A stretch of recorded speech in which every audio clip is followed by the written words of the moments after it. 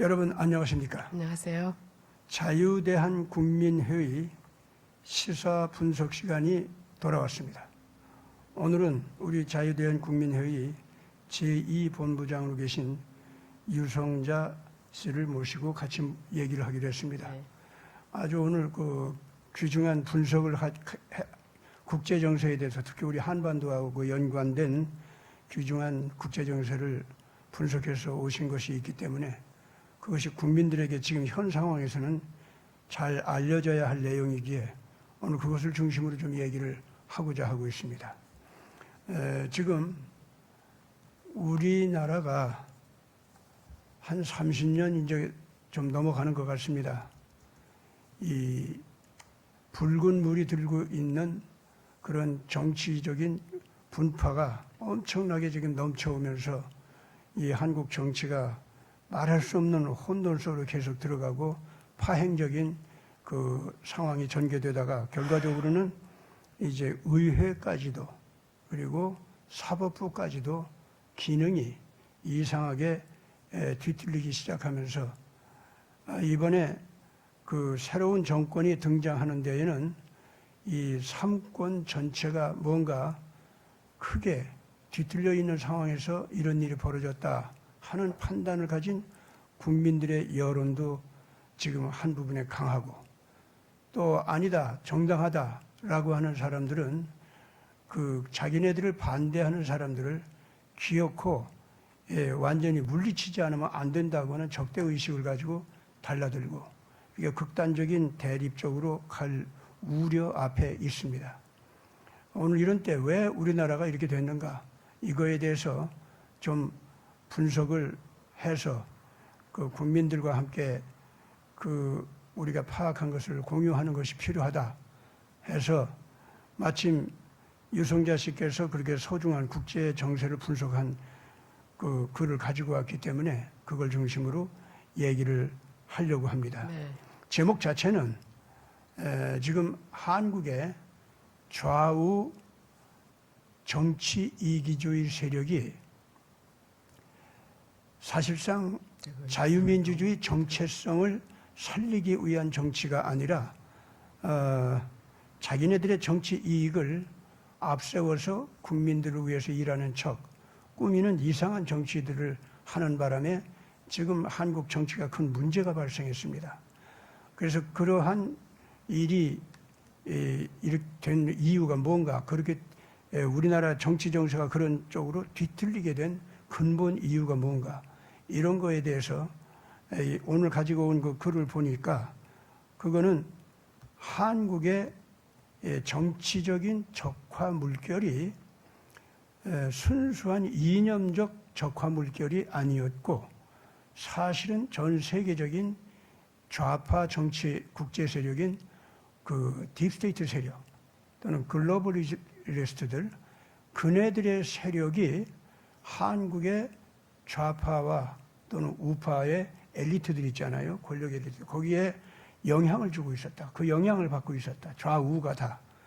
좌우 한국의 금수저들이 그렇게 해서 한국의 자유민주주의 정체성을 파괴하는 쪽으로 나가고 말았는데 특히 지금 현재 그 좌우 금수저 정치인들이 왜 그렇게 정치 이념이나 정치적인 가치관 그거 중심의 정치가 아니고 자기 이익을 목적으로 하는 이상한 정치 행태로 흘러갔는가 그런 것을 좀 오늘 얘기 좀 하려고 합니다. 그 다음에 무엇보다도 그 가운데서 지금 김대중 씨 이후에 우리나라가 정치적으로 적화되는 과정이 아주 강하게 됐는데 그 원인이 어디에 있었는가? 또 그것이 그렇게 되면은 중공이나 북한에 의해서 벌써 우리나라가 먹힐 수도 있었는데 글쎄 말이에요. 예, 먹히지도 않고 이 시간까지 네. 이렇게 자유민주주의 그 정체성 체질 네. 그거는 아직도 유지하고 있단 말이에요. 네. 예, 그런데도 이 삼권, 이 다물어졌는데. 행정, 네. 의회, 이 국회 그리고 사법부 이게 전체가 지금 현재 다 적화되어 있는데도 불구하고 한국의 정치적인 그 정통성으로서의 자유민주주의 이거는 아직도 무너지질 않고 있단 말이에요. 그렇죠. 네. 이제 그것이 어떻게 해서 이렇게 유지가 되고 있는가? 저들이 권력을 다 잡은 것 같은데 실상은 말할 수 없는 약점을 가지고 있거든요. 그렇죠. 예, 김정은이 북한 완전히 다 가지고 있는 실세 아니었습니까? 그렇죠. 그렇지만 치명적인 약점을 가지고 지금 무너져가고 있어요. 시진핑이 중공 전체를 완전히 장악했지 않습니까? 그런데 치명적인 약점을 가지고 지금 무너져가고 있어요. 그렇죠. 그것이 한국에서도 또 벌어지고 있다 이거죠. 그래서 오늘 지금 유성자 씨께서 가지고 온 그 글을 보니까 네. 그런 거에 대해서 아주 예리하게 네. 분석하고 관찰한 것이 있어가지고 그래서 제가 놀랐어요, 사실은. 아유, 관심을 갖다 보니까 네. 그렇더라고요. 예, 네. 우리 참 그 자유대한 국민회의 지도부를 형성하는 분 가운데서 이렇게 국제 정세를 제대로 보고 있는 분이 있어서 참 저도 기뻤습니다. 그래서 감사합니다. 네. 오늘 그 우선 하나 제가 물어보면서 얘기를 시작하도록 합시다. 네. 이 한국이 말이죠. 적화되는 과정에 김영삼 씨 때부터 좀 분홍 색깔로 좀 변했었죠. 그렇죠. 김대중 씨 때부터 이제 사실상 붉은 물이 막 들었죠. 네. 예, 그런데도 불구하고 우리나라 국민들은 자유민주주의가 네. 유지되고 있었다고 네. 그렇게 알고 있었어요. 그렇죠. 엄청나게 네. 속았었죠. 네. 예. 그러면서 결국은 문재인이 등장하면서부터는 좌우 금수저들, 그러니까 좌파의 정치 모략만이 아니라 우파의 공작 정치까지 합쳐져 가지고 한국이 무시무시한 삼권 자체가 다 이상하게 무너졌어요. 파행적으로 무너져가는 이상한 행태가 벌어졌다 이거죠. 네. 그래서 이것이 제일 큰 원인이 김영삼 씨 때부터 김대중 씨까지 오기까지 우리나라가 붉은 물이 드는 과정, 거기서 우리가 왜 속았냐? 겉으로는 자유민주주의 정치 색깔을 가지고 있는 것 같이 그렇게 됐었다 이거예요. 그러니까 우리가 왜 이렇게 속았나 보니까 사실상 서구 자본주의 세계에 있지 않습니까? 여기가 실질적으로 오늘날 트럼프가 싸우고 있는 딥스테이트 세력 내지는 그 좌파 금융 왕들 세력이 있잖아요. 네. 그 사람들이 미국을 완전히 이게 장악을 해가지고 미국이 마치 자유민주주의 본부가 되는 국가인데 실상은 그 문화적 사회주의, 유럽과 똑같게 그렇게 넘어가 있었고 그들이 독재화되기 위한 독재 정치를 하기 위해서 속으로는 그렇게 그 사회주의 쪽으로 가고 있었고 겉으로는 자유민주주의 정체를 가지고 있는 척하는 그 국민들을 배반한 속이는 정치를 미국에서 하고 있었단 말이에요. 그렇죠. 그것이 트럼프가 나오자 그것이 다 뒤집어진 거 아닙니까? 지금 대개혁이 지금 벌어지고 있단 말이에요. 그렇죠. 예. 그것이 한국도 미국에서 그렇게 속은 것 같이 좌파 그 국제 자본주의 정치꾼들이죠. 그 금융왕들이라든가 그 장군들, 장성들이라든가 정치적인 권력 엘리트들이라든가 여기 보면 성경에 그 세 가지가 나와요. 그 얘기가 세상 마지막이 되면은 마지막 그 적그리스도 세력이 나오게 되면은 분명히 예수를 받들어 섬기는 문화세계 또는 정치세계 그런 국가들에게서 장성들, 그 군인들 있잖아요. 장군들 있잖아요. 이 사람들하고 그 상고들, 재벌들입니다. 금융왕들, 그 다음에 임금들, 정치 특권층이죠. 이 세 가지 무리가 합쳐가지고 완전히 그 자유민주주의 본부 국가들 있지 않습니까? 거기를 그러니까 원래 기독교 세계죠. 거기를 붉게 물게 들인다고 했어요. 그래가지고 하나님을 모독하고 국민들을 속여서 자유민주주의 하는 척하면서 사실은 독재국가로 변하게 하는 거. 지금 우리나라 그렇잖아요. 예, 유럽이 그랬다가 미국이 그랬잖아요. 그 미국이 그러는 걸 우리나라도 그대로 받아가지고 우리나라까지도 그 꼴이 돼버렸단 말이에요. 그런데 그걸 이제 하나님께서 뒤집어 엎어버리는 큰 심판을 하는 때가 온다고 했거든요. 그것이 이제 그 성경에서 보면은 두 증인이 나와가지고 이 잘못을 갖다 지적을 한다고 그랬어요. 네. 예, 그래서 그걸 다 뒤집어 엎어버리는데 아이고, 오늘 이제 그 그렇겠네요. 유성자 씨께서 주신 글이 있잖아요. 네. 그거를 보니까 우리나라 상황을 우리가 잘 파악할 수 있도록 지적한 것이 있더라고. 네. 그게 뭐냐면은 한국의 적화는 그냥 적화가 된 게 아니라 겉으로는 그럼요. 그 자유민주주의 정체성의 옷을 입는 것 같이 꾸미고 있었다는 거. 그렇죠. 김영삼 때도 김대중 때도 그래 왔었다는 거. 네. 네. 그랬기 때문에 우리가 잘 못 알아봤고 그 사람들을 자유민주주의 인권운동 정치가들로만 우리가 그렇죠. 알고 있어가지고 그렇게 알았죠. 사실 우리가 속았었다는 거. 그럼요. 그런 것이 이제 적혀 있었어요. 그래서 그럼요. 그거에 대해서 그렇게 어떻게 해서 그렇게 파악하게 되는가. 특히 미국의 뭐 키신저를 비롯한 거대한 이 정치가들이 사실은 그 자유민주주의를 갖다가 추구하는 사상가들인 줄 알았는데 사실은 알고 그렇죠. 보니까 딥스테이트 세력이잖아요. 딥스테이트 세력이었다는 네, 거. 네. 그 말씀을 하시는데 그거에 대해서 좀 얘기 좀 하시고 그것이 우리나라에 어떤 영향을 주었는지 그 말씀을 네. 좀 하셨습니다. 그러니까 사실 거슬러서 저희들은 박정희 대통령이 저렇게 아무런 대책 없이 정말 어느 날 갑자기 저렇게 세상을 떠나셨는데 그것이 배경이 된 거죠.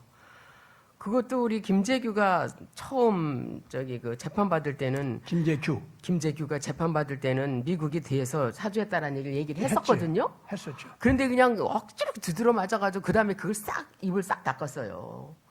왜냐하면 그 얘기를 하면은 이 미국이 위상이 떨어질 것 같으니까 미국에서 막은 거라고요. 그거를. 그러고 난 다음에 이제 미국 얘기를 안 하다 보니까 이제 본인들이 여러 가지 막 코너에 더 몰리게 된 거 아닙니까? 그것이 계기가 돼가지고 김대중이하고 김일성이가 때는 이때다라고 생각한 것 같대요. 때는 이때다. 이때 가랍지 않으면 안 되겠다. 저 대단한 박정희가 없으면 자기들이 손아귀에 맘대로 주물 수 있을 거라고 생각한 것 같아요. 그래서 5.18이 김대중이가 김일성 사주를 받고 일으킨 거 아니겠습니까? 그거는 사실은.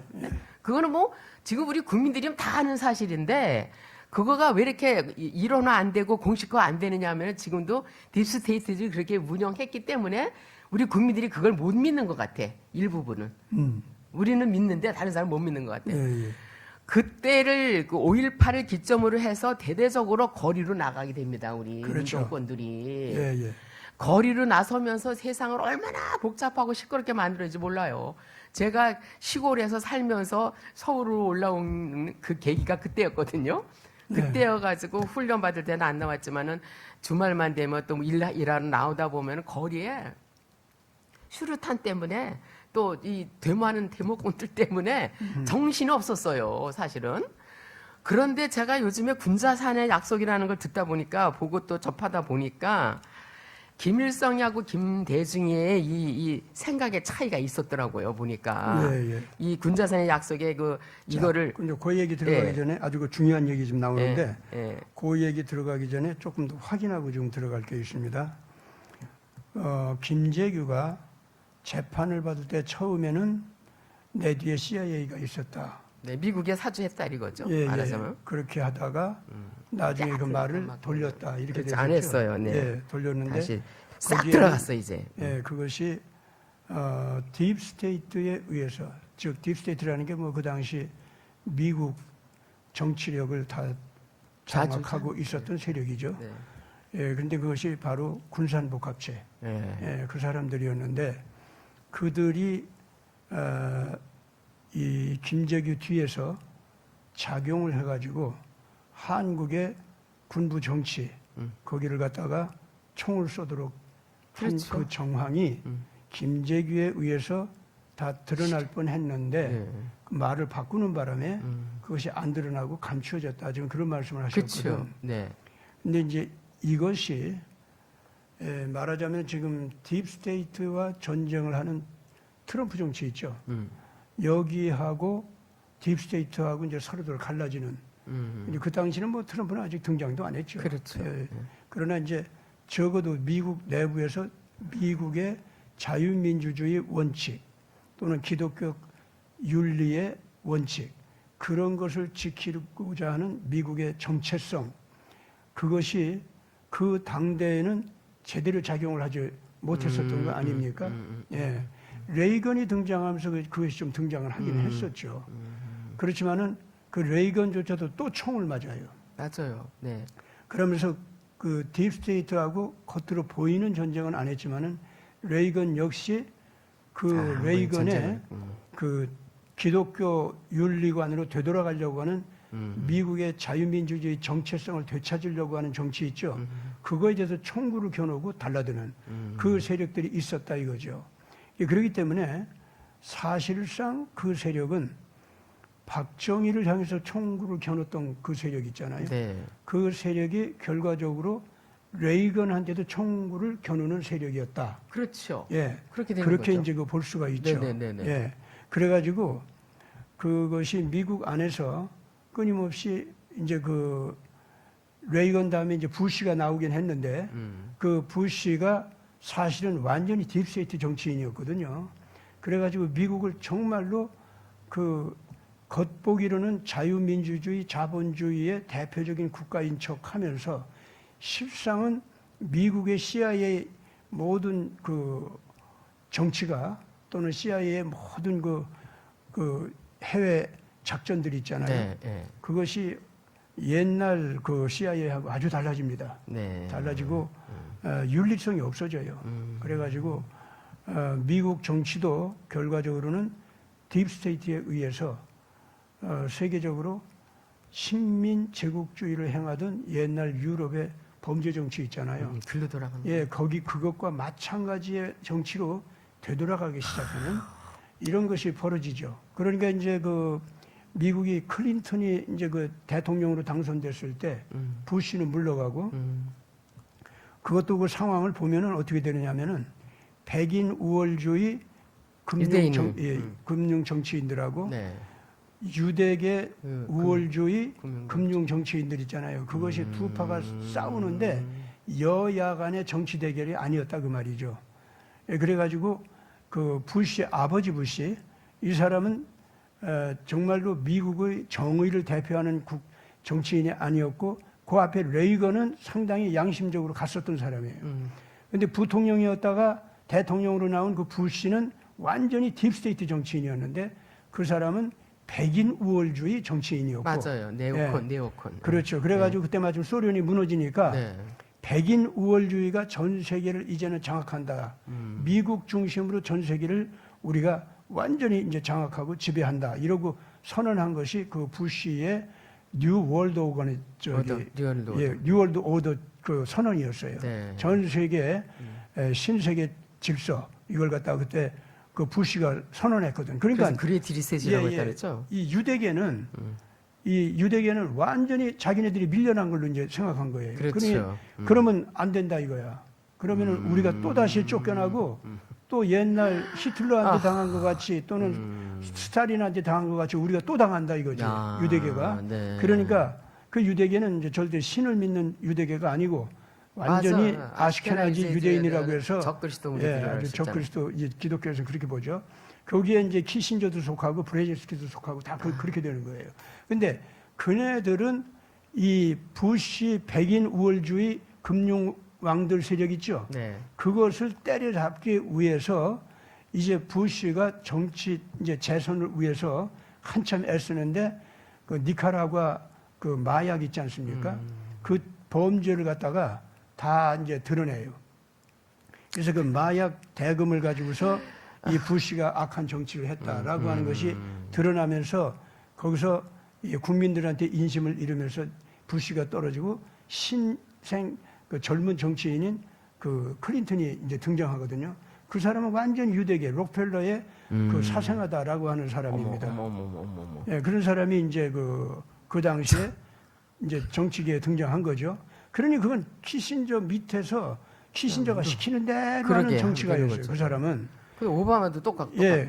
근데 그때에 이제 이 키신저가 딱 등장하자마자 90년대 초반인데 그때에 한반도에서 드디어 그 북미 핵 회담이라는 걸 전개하기 시작해요. 맞아요. 90년대. 예. 그것이 바로 이 중공을 완전하게 그 키신저 그룹의 그 부려먹는 개처럼 개처럼 이제 완전히 그 품속에 끌어안고 지배하기 위해서 중공에다가 소련이 무너지니까 소련을 대신할 만큼의 거대한 군사 기지를 만들어줍니다. 그게 수천성에 만들어진 그게 거군요. 서천성에 만들어진 거예요. 군사복합단지. 근데 그걸 미국의 기술과 미국의 그 물자와 돈을 갖다가 해준 건데 완전히 그것이 미국 정치 전체에 허락을 받고 한 게 아니라 몰래 해준 거예요. 그걸. 그렇죠. 키신저가. 예, 몰래 해주다 보니까 감추면서 해줘야 되니까 시선이 딴 데로 가야 될 거 아닙니까? 그러니까 북미 회담을 했다. 북미 핵회담이 그래서 열리기 시작한 거고. 그 동시에 이 중공에다가 이제 새로운 군사기지를 첨단 군사기지를 만들어 주면은 그것이 완전 이제 키신저 그룹에 의해서 지배를 당해야지.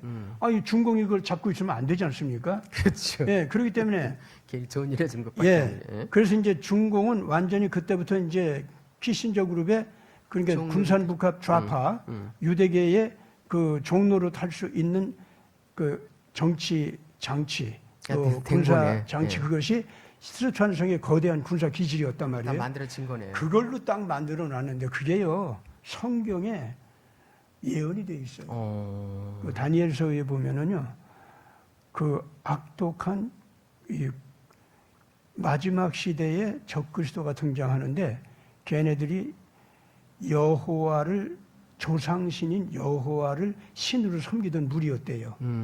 그런 무리였는데 그들이 그 조상신도 돌아보지 아니하고 자기들이 가지고 있는 거대한 군사 기술 내지는 군사 요새 있죠. 그거를 신격화시키고 그거를 모든 사람들이 무서워 떨도록 만드는 정치 있죠. 그런 걸 한다고 그랬어요. 똑같네요. 다니엘 11장, 어머. 12장 거기 읽어보면 그게 다 나와요. 그런데 그런 정치를 한다고 그러는데 거기에 그들에게 큰 산이 있죠. 거대한 요지, 군사적인 요새를 할 수 있는 요지, 산 이런 걸 갖다 바치는 자들이 나타난다고 그랬습니다. 그러면 이 자들이 그걸 받아가지고 자기 군사 요새를 쓰면서 바치는 자에게 그 땅을 바치고 산을 바치는 자에게 일정 부분의 지배 지분을 나눠준다고 그렇게 나와요 다니엘서에. 그러니까 우리 한반도를 주겠다는 핑계가 거기에 이론이 되네요. 그 정도가 아니죠. 중공에서는 스촨성 있지 않습니까? 네, 거기 네. 산지 거기를 군산복합체에다가 바친 거예요. 뇌물로. 그러니까 거기를 군사기지로 만들면서 그러면 중공 너희들이 아시아를 완전히 지배해라. 그러니까. 예. 그때는 원래가 이제 일본이 아시아를 지배하도록 네. 딥스테이트는 그렇게 약속이 돼 있는데 일본을 제쳐놓고 중공이 지배하도록 그렇게 된 거예요. 그때부터 이제 일본과 중공이 막 틈이 갈라져서 뭐 생각구 생각구 집까지도 부러지잖아요. 네, 그건 네. 다 그 핑계에 불과하고 실질적으로는 아시아 지배권을 가진 둘 사이의 다툼이었어요. 그리고 그것은 동시에 백인계 그 세계 지배 세력 있죠. 그거하고 유대계 세계 지배 세력. 네네네. 그들이 아시아 패권을 가지고 서로들 다투던 거예요, 이게. 아유, 참네. 이게 오늘 지금 현재 마침 그 말씀이 나왔기 때문에 그 분석을 거기에 했기 길게 때문에 나가셨고요. 거기에 네. 꼭 요 필요한 얘기. 이게 네네. 지금 우리 한박에서는 여러 번 방송을 하는 건데 네네네. 아직도 우리나라 안에서 지금 잘 모르는 사람 예, 많아요. 다 이런 몰라요. 거에 귀를 기울여야 돼요. 다 몰라요. 그래야 우리나라가 왜 오늘날 이런 그 딥스테이트 아바타 무리들이 좌우 금수저가 돼서 이 나라 정치를 이렇게 아주 자주지하고 있어요, 형편없이 지금요. 만들어 놨는가? 아유, 정말. 그걸 우리가 알 수가 있거든. 그렇죠. 그래야 대한민국 국민들이 그걸 제대로 대처할 수 있고 트럼프 같이 이길 수 있는 거예요. 아직 이런 거에 눈을 뜨지 못하고 맞아요. 우리나라 안에서만 뭐 좌파 우파 간의 싸움이다 이런 쪼봇한 생각만 맞아요. 하고 제가 있으니까. 이제 또 너무 답답해요, 진짜. 이게 세계 흐름을 알고 구제 정세를 알아가면서 우리나라가 어느 시점에 와 있는 걸 알아야 대처가 되는 건데 그렇죠. 그런 걸 모르고 그냥 사람 따라서 목사님 예. 내명증후군 이 사람이 이 말하니 여기 따라가야 된다. 예. 여기 따라가야 된다. 이렇게 하기 때문에 뭔가 결과가 안 나오잖아요. 지금 뭉쳐지지도 그렇죠. 않고 예. 국민들이. 그래서- 그러니까 머리를 키우고 예. 공부를 해야 되는데 그러지 않고 그냥 애국 활동하잖아요. 저 사람 훌륭하게 열심히 한다. 그럼 글로 가서 또 따라다녀. 이런 현상이 일어나는 것 같아요. 너무 안타까워요, 진짜. 지금 현재 이재명 같은 사람이 어떻게 해서 대통령 자리에 올라가 앉아 있느냐? 신비하게 우리나라에서 정치 사수를 잘 부렸기 때문에만 그렇게 됐다고 생각하면 안 됩니다. 그렇죠. 절대로 그런 게 아니에요. 뒤 배경이 든든하게 뒤 있죠. 배경이 지금요. 아주 무시무시한 어마어마하게 것들이 있는 있는 거죠. 거예요. 사실은 그걸 지금 현재 태국의 애국 국민들이 정직하게 바라보고 그 판단을 정직하게 내려야 돼요. 그래서 그들과 대결할 수 있는 체계가 갖추어져야 현재 한국 정치도 정화시킬 수가 있는 겁니다. 네, 그래서 제가 준비해 온 것 중에 네, 그걸 이제- 아까 말씀드린 거가 연결해서 예. 80년대 그렇게 운동권이 집요하게 거리에서 그렇게 폭행, 폭력 그냥 뭐 어마무시한 활동을 하게 됐는데 그때 당시에 제가 이걸 연구하다 보니까요. 김일성이는 그걸 그렇게 바람직하게 보질 않았어요. 길거리에 나와서 투쟁하는 거를. 예, 예. 그때서부터 제도권으로 들어가라. 제도권으로 들어가. 이걸 많이 경찰했더라고요. 그래서 뭐 이제 지금 말하자면 민중당이나 뭐 민도총이나 지금 말하는 지금 예, 그런 예. 형태. 요새는 그렇게 하고 있죠. 그렇죠. 그런 대로 들어가라 제도권으로. 80년대 그렇게 강조를 했는데 김대중이는 안 했단 말이에요. 예, 예. 김대중이는 그냥 거리 길거리 투쟁만 정치. 시켰잖아요. 그러면서 자기가 과시하려고 그러는지 왜 그런지 그렇게 5.18도 김일성 이용해가지고 하려고 하다가 본인이 실패한 거고 그러다 보니 거리로 투쟁이 나왔고 거리는 김일성이는 원하지 않았는데 이렇게 거리 투쟁만 했고 그 참에 이제 92년도에 3당 합당이 되면서 김영삼이가 대통령이 되잖아요. 92년. 거기에 한양대학교에서 3당 합당을 한 사람들이 대통령 공천제 이것 때문에 3당 합당하면서 예. 거기서 경희대학에서 어마어마한 회의가 또 일어나요. 대학생들하고 같이. 그러면서 이제 그래서 거기서 회의가 나와가지고 아마 김영삼이가 이제 먼저 나오게 된 것 같아요. 경희대학교에서. 근데 거기에서 얼마나 찐하게 행사를 하고 나왔는지, 지난번에 잠깐 말씀드리고 하는데, 10명이 사수대라 그래가지고 이 보호하기 위해서 10명이 섰었겠지, 사실은. 예. 새 파이프를 들고 이제 끝나고 나오는 사람을 환영하면서 노래하는데, 이 땅바닥을 두드리면서 노래하는데, 그걸 보고 유근일 칼럼은 아주 엄청나게 아주 찬양을 하는 거야. 이 사람들이 이렇게 찐하게. 정말 육친적으로 묶여있는 그런 증상을 느꼈다는 거예요. 거기에서부터. 예. 그래서 김영삼이가 들어서고 이제 김대중이가 나중에 바통을 이어받아서 한 건데 김영삼 씨 때 가장 잘못한 게 그 전두환 씨나 노태우가 지금 군부 정권에서 5.18 사태 일으키면서 우리 우파들이 아는 걸 그때 5.18에 전두환이가 이렇게 정지 작업을 하지 않았으면은 큰 문제가 일어날 거라고 우리 우파들은 그렇게 믿는데 좌파들은 절대 그걸 안 믿잖아요. 그래서 전두환을 저렇게 매도하는 거 아닙니까? 그래서 예, 지금 예. 그 노인네를 맨날 전라도 데려가가지고 재판하게 하고 그래서 고생하다가 가셨는데 92년도에는 경희대학에서 그렇게 회의를 했는데 2001년도에 김대중이가 들어서면서 2001년도에 군자산에서 그런 회의를 한 거예요. 군자산에서. 그 지금 여야 정치권에서 내려라 할 만한 좌파에 그냥 주사파가 다 PD 계열이 있고 NL 계열이 있는데 PD 계열은 노동자 중심의 활동이었고 NL 계열은 주사파 중심의 활동 단체였었는데 그 92년도에 그때 이제 그 NL하고 PD하고 해서 이렇게 접점점 갈등을 일으킬 때에 NL계가 자기 잡은 거예요. PD계를 무너뜨리고. 그때의 PD 계열에서는 김일성이를 찬양하는 거에 굉장히 싫어한 거야. PD 계열 노동운동하는 애들은요. 아주 중요한 거 지적하시나. 응. 그래서 PD 계열은 노동운동하면서 운동하는 거 이게 중요하다고 주장한 사람인데 이 NL 계열은 이제 벌써부터 이제 북한의 지령을 받아가지고 제도권으로 나가려고 하는 거 아닙니까? 그래서 이 사람들이 이긴 거예요. NL파가. NL파가 이겨가지고 경희대학에서 이게 대통령 3당 합당을 한 다음에 김대중이냐 김영삼이가 나가냐 세김에서 누가 나가냐 이거 싸움했을 거 아닙니까? 경희대학교에서 결정이 된 거예요. 그래서 김영삼이 나간 것 같아요. 내가 볼 텐데 거기에 나왔던 사람이 이렇게 무시막지하게 이 시위를 하는데 유근일 칼럼 이거는 접신이다. 아주 그냥 화려한 어떤 그런 거라다면서 아주 육친적으로 묶여 있는 그런 형태다라고 그래가지고 이렇게 끈끈한 맺음이 이어졌기 때문에 이 사람 지금까지 나와 있는 사람들도 절대 다른 생각을 못한다 이거예요. 그렇기 때문에 거기서 그걸 분석해 보면요, 지금 접신 수준이다. 네. 그리고 육친화했다는 거 있잖아요. 이게 뭐냐면은 권력을 향한 그 열정 있지 않습니까? 그것이 신격화됐다는 얘기예요. 맞아요, 아주. 성경에서는 꼭 그 말씀을 하십니다. 가령 군산복합체가 자기들이 가지고 있는 세력을 신으로 삼아서 이제 그런 예언이 세력을, 나오잖아요. 세력을. 예. 자기들이 가지고 있는 힘을 세력으로 신으로 삼았다. 이 얘기가 권력 신비주의라고 하는 요새 말이 있지 않습니까? 권력 자체를 신격화하고 신비하게 보이도록 하는 거.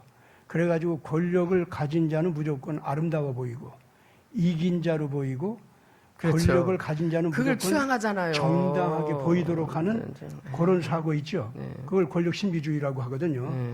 그쪽으로 간다고 하는 성경의 그 해설이 나와요. 그러면 지금 현재 지금 그 육친화했다 또는 신접한 것 같이 됐다라고 네, 하는 말이 이 한국의 좌파 사상을 가진 사람들이 수단 방법을 가리지 않고 맞아. 권력을 차지하는 거. 쟁취하려고 하는 거죠. 예, 그러면은 김일성도 거기에 도와주면은 우리 수단이 된다 이거야. 그러면 절할 필요가 있으면 절을 하라 이거야. 그렇죠.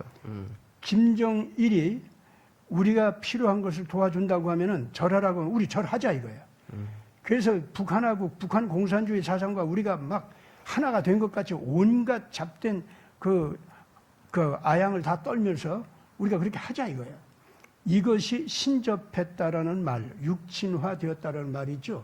이게 거기에 해당되는 말이에요. 즉 자기네들의 한 몸이 되는 거야. 예, 권력 신비화 있죠. 네. 그거를 향해서 그러니까 이 이념적인 좌파 사상은 도구야. 이념적 좌파 사상은 도구에 불과한 거고 진짜 중요한 것은 자기들의 권력. 예, 자기네들의 권력 자체가 신이 된 거예요. 그렇죠. 예, 이렇게 되면은요, 권력을 장악하기 위한 그 증오심, 권력을 장악하기 위한 그 애정, 권력을 장악하기 위한 모든 수단이 있잖아요. 네. 그건 정당화돼요. 그때부터. 그렇게 지금 이런 사람들이 올라가 있는 예, 거야. 그러니까 지금 현재 요새 지금 진짜. 한국에서 뭐 의회도 장악하고 네, 사법부도 사법도 장악하고, 장악하고, 언론 장악하고 뭐 다 언론에 장악하는. 이 사람들의 모든 행태를 보면 수단 방법을 가리지 않고 그러면서 그래 이게 뭐 어때서 내 정치가 멋있잖아 이러고 나가는 사람들 있잖아요. 요게 바로 지금 얘기한 것 같이 악을 신접한 듯이 악을 육친화한 듯이 하나가 되는 거다. 이건 순수한 공산주의도 아니에요. 공산주의가 또 달라요. 이거는 니체의 권력 의지 사상이라는 게 있어요. 그게 뭐냐면 권력이라면 다 아름답고 권력이라면 다 쾌락스럽고 권력이라면 다 그 미래를 향해서 뭔가 가슴 설레게 만드는 그런 열정적인 힘이라고 그렇게 보는 사상. 그거에 빠져 있기 때문에 이렇게 예, 하는 예. 거예요. 그래서 내가 악마가 되면 어떻고 네. 메시아가 되면 어떠냐 이가 다 좋다는 거예요. 그것이 권력 의지 사상이라는 거예요. 이게 독일에서 이제 하이데커라는 사람이 무신론자였는데 무신론자가 추구하는 신이 그런 신이거든요. 그래서 권력 의지라고 하는 그걸 갖다가 사상화했습니다. 그것이 우파로 가니까 나치즘이 됐고 좌파로 가니까 공산주의가 된 거예요. 이걸 우리가 이제 정확하게 알고 오늘 우리나라 안에 지금 현재 좌파로 간 사람들이나 우파로 간 사람들이 금수저가 돼가지고 서로들 뭉쳐가지고 수단 방법을 가리지 않고 서로를 이용해 먹으면서 대한민국 삼권을 권력을 나눠 먹게 하고 있어요, 지금요. 장악하기 위해서 아유, 갔다가 진짜. 장악하니까 저들끼리 싸우잖아요. 아유, 정말. 이게 지금 현재 그 악마들의 정치가 우리나라 안에서 벌어지고 있다는 그런 얘기입니다. 네. 지금 태극기 애국 국민들이 오늘 참 아주 기가 막힌 그 주제를 가지고 나오셨는데 태극기 애국 국민들이 오늘 우리 상황을 지금 이 삼권을 갖다 다 장악한 듯이 악마의 춤을 추고 있는 이 정치 세력 좌우파 다 마찬가지예요. 똑같아요, 지금 똑같아요. 국힘당 뭐 종북 더불어민주당 세력이야. 얘기할 것도 없어요. 뭐 종북 세력 그것뿐만이 아니라 우리는 뭐 북한 싫어해. 그러나 우리는 친미야. 그 친미라고 하는 소리도 사실 친트럼프하고는 또 다르잖아요. 네. 그러니까 이 사람들이 전부가 다 뭐냐면은 권력 신비주의 있지 않습니까? 네, 네. 거기에 그쪽으로 빠져 간 사는 사람들. 거야. 오늘 지금 빠져 현재 그 사는 사람들도 이 해설을 들으면은 자기가 어떤 악마주의에 빠졌는지 그걸 알아야 됩니다. 맞아요. 예, 지금. 그래가지고 정말. 빨리 거기서 벗어져 나오지 않으면은 하나님의 심판 면할 수 없습니다. 옛날에 람세스를 갖다가 에집트에서 그 모세 시대에 그냥 징벌을 내려서 쳤잖아요. 그 징벌 받아야 돼 이제는. 바로 하늘에서 직접 내리는 징벌이 있다는 뜻입니다. 우리나라 안에서도 국민들은 그런 걸 원치 않고 그걸 반대하는데 계속 그렇게 악마 신비주의로, 권력 신비주의로 나가면서 좌파로 가든 우파로 가든 권력 신비주의로 나가면서 저들끼리 연합해서 국민들한테서 그 권력을 뺐더니 이제 뺏은 다음에 저들끼리 싸워. 이런 행태로 다 나가는 거 있잖아요. 요거는 반드시 하나님께서 직접 제발 징벌을 좀 내립니다. 그랬으면 좋겠어요. 예. 정말 그래서- 징벌 받아서 무너지는 걸 봐야 우리 우파 국민들이 좀 힘을 받고 예. 살만한 세상으로 알지. 지금 살만한 세상이 아니라는 것 때문에 아주 환자들도 많으더라고. 아주 우파 국민들이 아주 가슴앓이를 많이 하고 있어요 지금요. 그래서 지금 그다음에 이제 아주 중요한 거 말씀 또 한 가지가요. 준비해요. 이제 90년대에는 이제 경희대학에서 그래가지고 이제 육친적인 화합을 느끼게는 그 회의를 했잖아요. 그 다음에 이제 김대중이가 들어서면서 김대중이 전에 이제 김영삼이 IMF를 맞이했었습니까? 98년도에.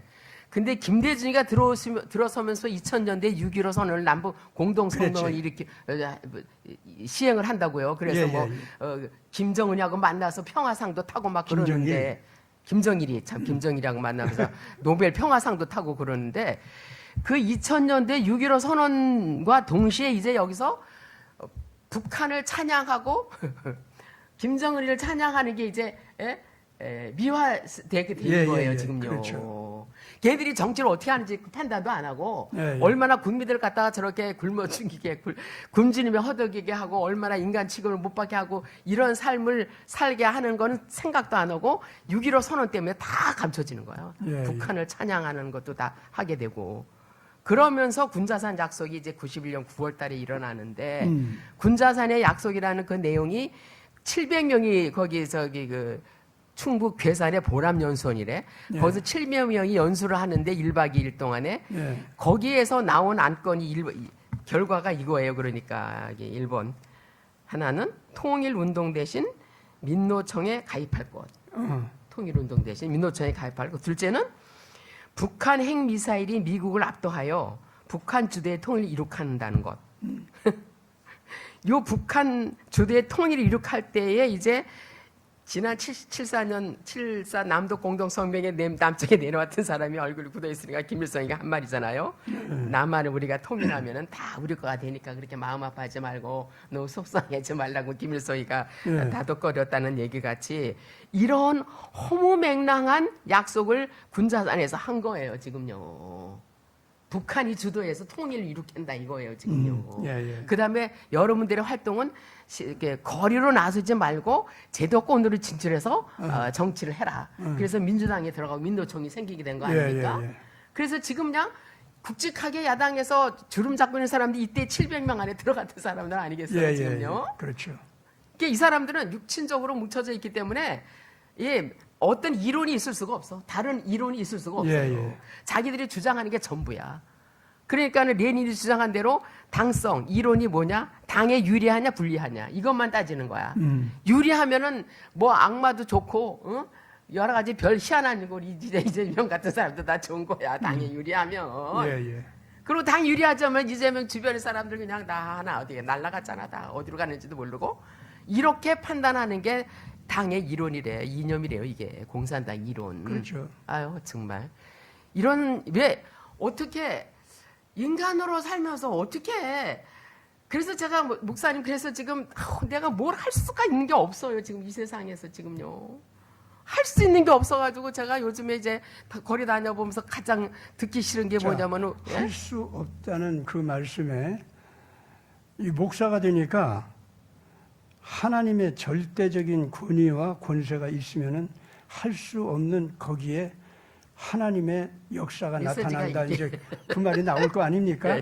그 저한테 이제 목사니까 그걸 기대해서 지금 하시는 말씀인데 아니요. 그래서 제가 이 나이에 목사님이 안길 수술 뒤에 예배를 드려보고 여기 국가기도를 해보니까 완전히 이거는 허당이고요. 아무런 의미도 없고 아무런 감흥도 하나도 없어요. 이게 피아노 음악이 찬송가가 아주 제일 중요하다는 걸 느꼈거든요, 제가. 예, 예. 그래서 이 썩어가는 세상을 뭐래도 미랄이 되려면 제가 뭐를 교회에서 하는 일을 해야 되겠다. 이 생각하고 제가 피아노를 했어요, 지금 하는 거 아닙니까? 결국 목사님도 앞으로 할 일은 많으시겠지만 거기에 피아노를 반주하는 사람이 꼭 있어야 되겠다는 걸 제가 느낀 거예요. 그래서요. 예, 진짜. 피아노 반주에 해당되는 헌신을 하나님 앞에서 이제 사람들이 해야 될 때가 우리 시대 모습입니다. 지금 그러니까 야 쟤네들이 하는 짓 보니까 우리는 할 게 아무것도 없네. 결국 이렇게 애썼어도 쟤네들이 다 장악했네. 이제 이렇게 되지 않습니까? 그때가 근데 나는 확실하게 목숨 걸고 반대한 거야. 근데 결과는 그렇게 돼버렸어요. 예. 이렇게 됐을 때 바라볼 수 있는 것이 이제 하나님만 바라보게 되거든요. 그러면서 드디어 하나님 살아 계시지 않습니까? 이제 우선 첫째는 그러는 거예요. 그렇게 예.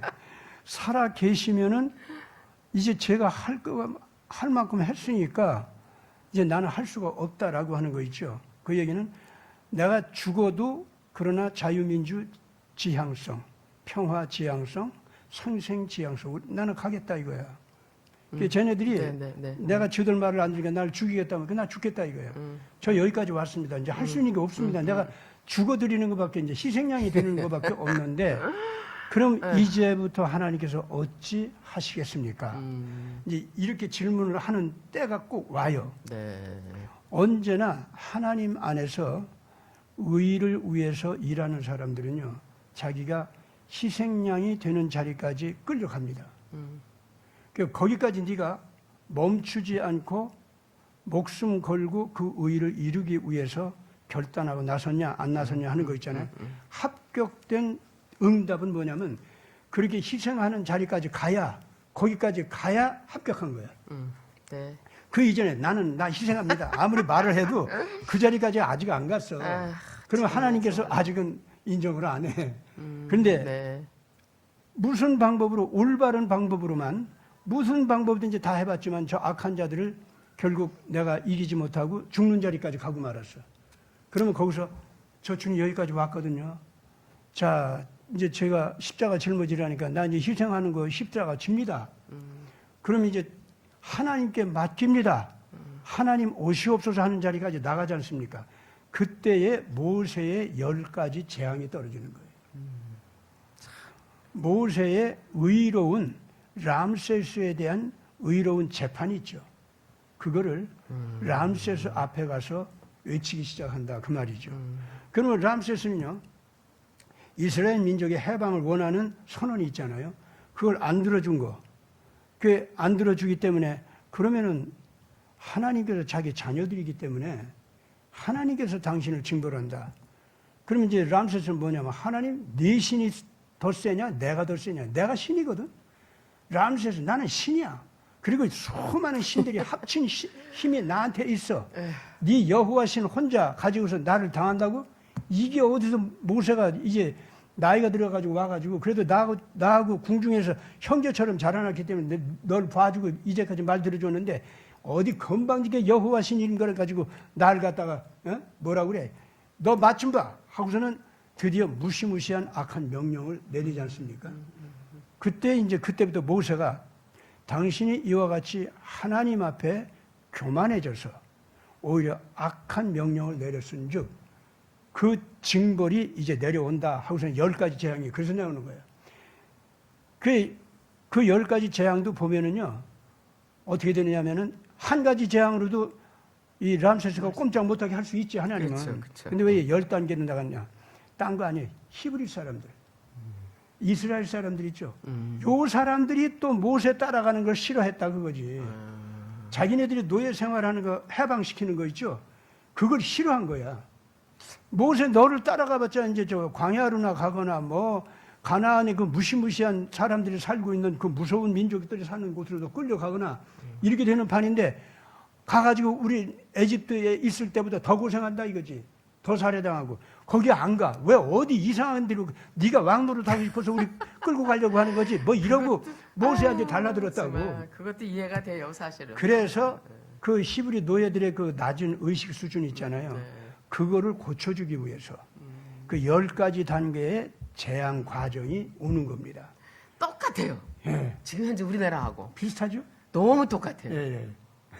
이 지금 마지막에 이제 저런 인간이 지금 예. 그 최고 자리까지 올라가는까지 보여주셨잖아요. 예, 맞아요. 죄도 없는 사람 감옥에 가서 그냥 예. 오랫동안 살게 하고 문재인을 보여주더니 네. 문재인의 세력들이 그냥 온갖 그 종북에다가 퍼날려주고 뭐하고 그러면서 난 태양광 때문에 다 보기 싫어 죽겠는데 지금 뭐 예. 온갖 군데다 태양광이 아니면 또 안 된다네요 요즘에 또. 글쎄 말이야. 아유 정말.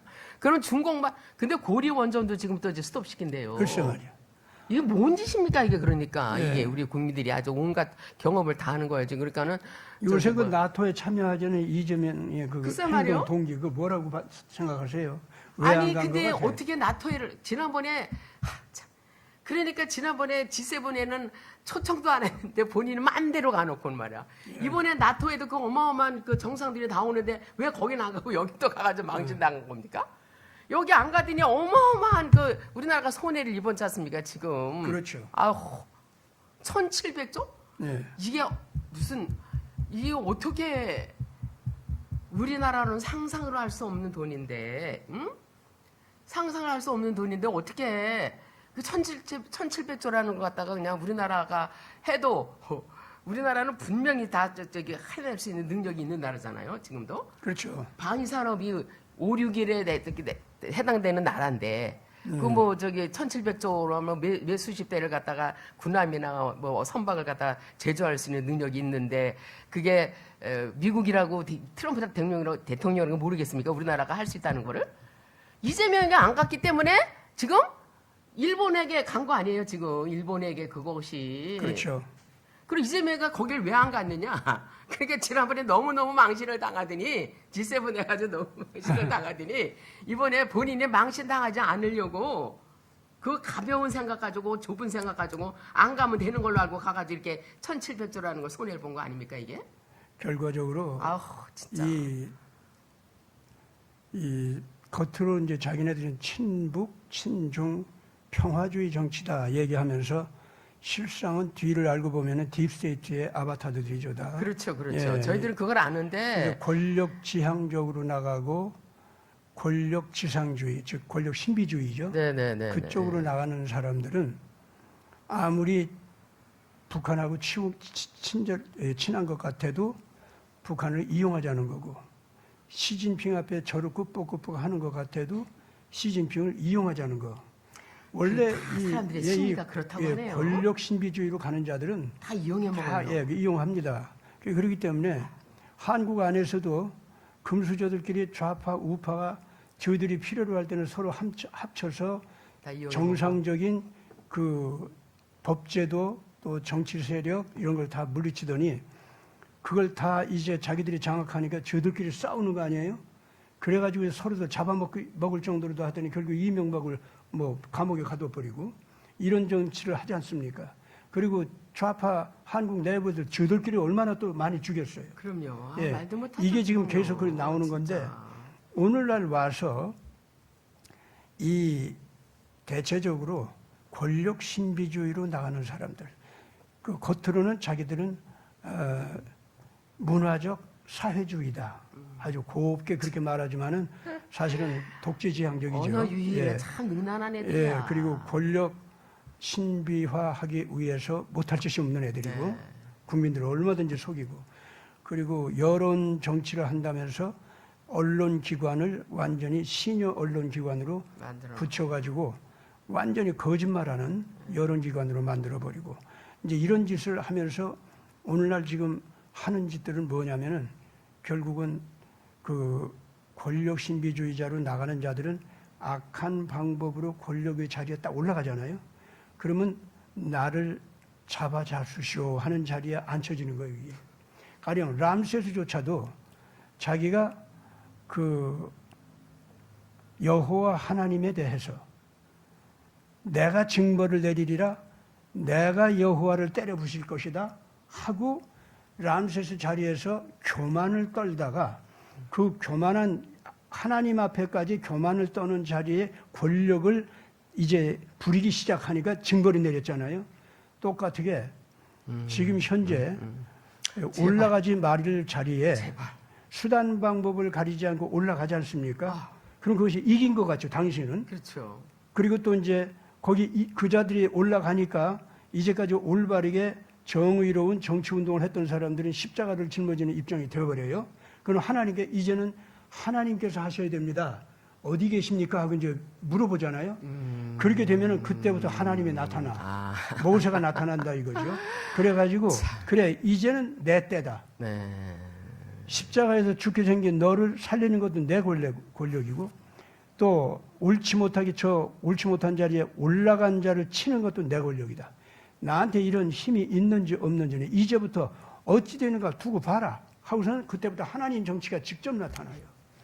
그래가지고 하나님 정치 빨리 나타나. 아마 이제부터 하나님의 정의의 법칙이 이제 선언되면서 거기에 따라서 대한민국 통치권 자리에 잘못 올라가 있는 사람들, 입법부의 잘못 자리를 차지하고 있는 사람들, 사법부의 잘못 자리를 차지하고 있는 사람들에 대한 하나님의 정의의 징계 원칙이 선포가 됩니다.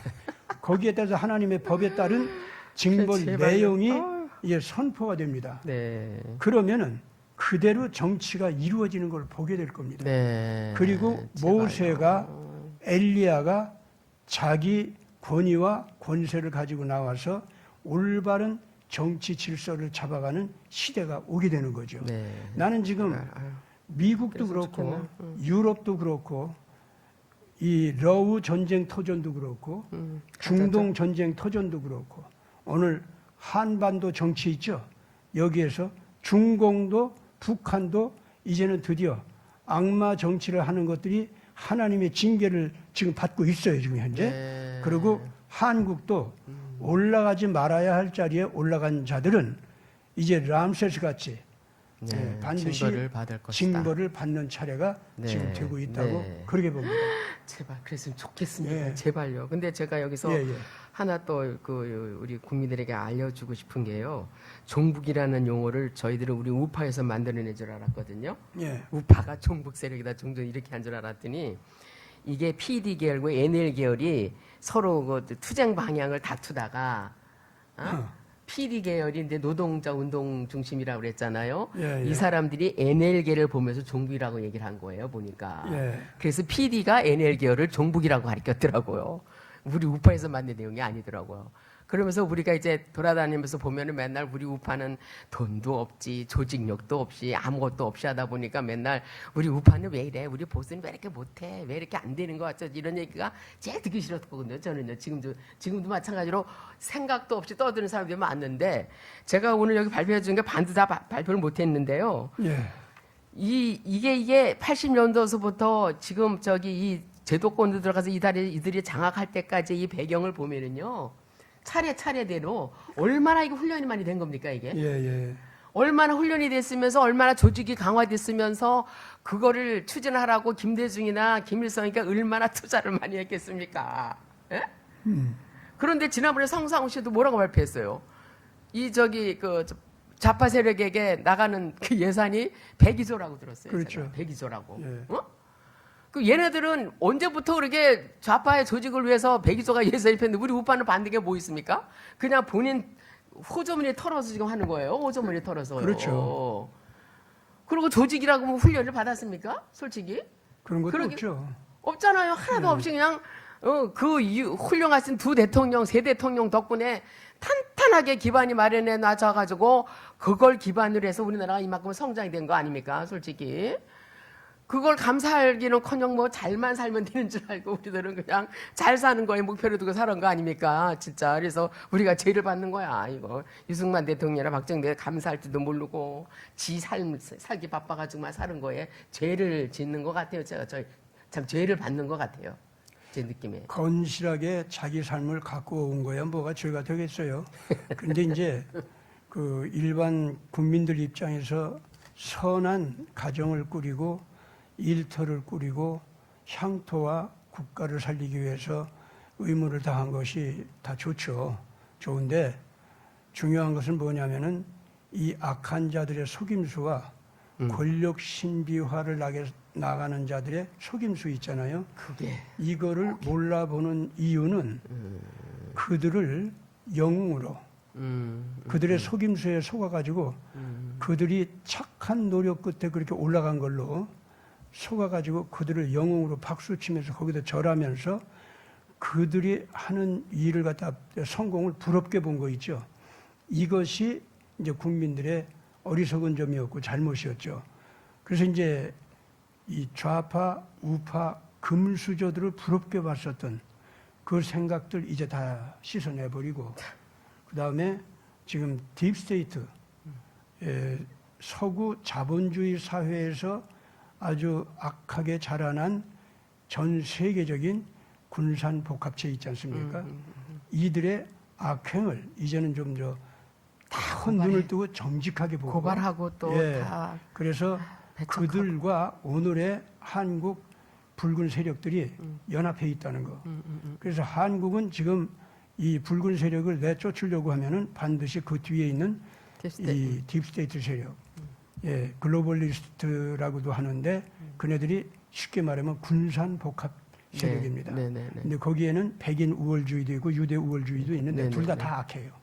둘 다 악하고 저들끼리 권력을 차지하기 위해서 싸우는 건 있지만은 실질적으로 전 세계 민중을 속이고 악하게 지배하고 학살하고 영구 집권하려고 하는 그거는 똑같아요. 백인계나 우월계는 이 유대계나 똑같아요. 좌우파가 다 똑같아요, 걔들이. 근데 그 악한 거 그들은 권력 신비주의로 나가거든. 그걸 마지막 적그리스도라고 했습니다.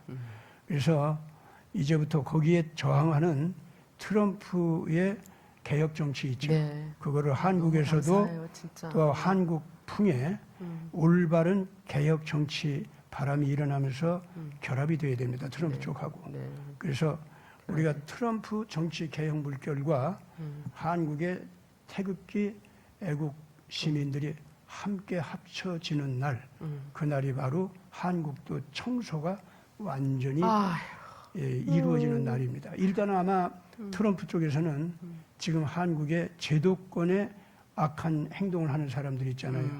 그것이 한국 국민들을 그 양심을 완전히 그 마비시키고 죽여버릴 정도가 되면 안 되기 때문에 그들이 그런 자리에까지 가지 않도록 일단은 손을 대기 시작할 겁니다. 태극기의 애국 국민들은 그걸 알아보고 힘껏 일어나서 이번에 청소들을 잘 하기를 바랍니다. 아멘. 아멘입니다. 오늘 여기서 끝마치도록 하겠습니다. 감사합니다. 감사합니다. 오늘 수고하셨습니다. 아주 중요한 주제 잘 가려주셔서 감사합니다. 목사님. 한 번 더 얘기 좀 해야 될 것 같습니다. 그렇게 하겠습니다. 준비로 하겠습니다. 감사합니다. 수고하셨습니다, 목사님. 감사합니다.